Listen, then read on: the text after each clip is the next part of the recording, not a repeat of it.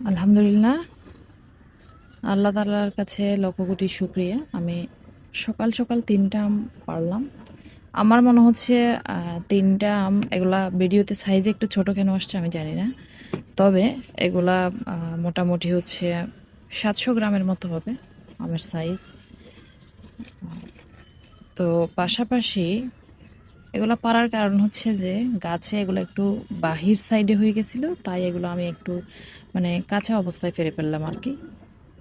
এই যে শুকর আলহামদুলিল্লাহ, আল্লাহ দরবারে লক্ষ কোটি শুক্রিয়া। একটু বাহিরের ভিউটা দেখিয়ে দিই। এই যে অবস্থা, সবাই দেখুন। এই হচ্ছে বাহিরের যে ভিউ, যেটা সেটাই। আমি পাশাপাশি আমটা এখানে আমার ছাদের উপর একটা ফোল্ডিং চেয়ার থাকে, সেটার উপর রাখলাম যাতে আমের যে এই যে কষ যেগুলা সেগুলা বেরিয়ে যায়। এটা আমি কাঁচা অবস্থায় সম্ভবত খেয়ে ফেলতে পারি। আলহামদুলিল্লাহ, শুকর আল্লাহর দরবারে লক্ষ কোটি শুক্রিয়া জানাচ্ছি।